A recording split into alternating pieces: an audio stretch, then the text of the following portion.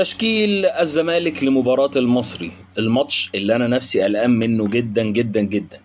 لقاء لا يقبل القسم على اتنين، المصري في الصدارة وعايز يكمل، وبصراحة المصري السنة دي هيبقى الحصان الأسود للدوري، ده أولا.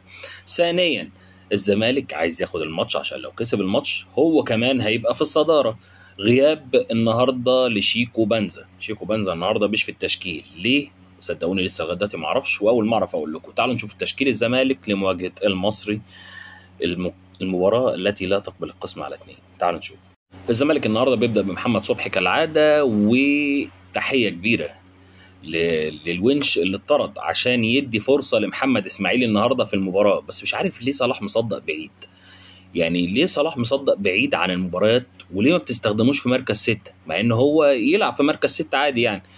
المهم محمد اسماعيل وحسام عبد المجيد، محمود بنتاج، عمر جابر، ناصر ماهر، ودونجا، وعبد الله السعيد. طبعا غياب دونجا وشحاته اثر المباراه اللي فاتت، يعني كان واضح جدا للجميع يعني. خوان بيزيرا، عدي الدباغ، وادم كايد، اللي انا بشوف ان ادم كايد في ناحيه الشمال بطيء جدا جدا جدا فوق ما تتصوروا، بطيء لابعد درجه تشوفوها او تتصوروها. يعني ادم كايد يلعب 10، يلعب مكان عبد الله السعيد، لكن يلعب وينج دي انا مش شايفها.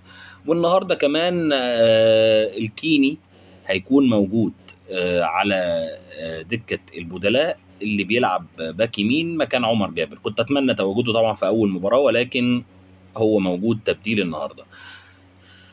ادعوا لنا نكسب المباراه، واتمنى توقعاتكم كده تتكتب، واتمنى اي توقع يعني كويس للزمالك هو اللي ان شاء الله ربنا يكتبه لنا النهارده بالفوز على النادي المصري.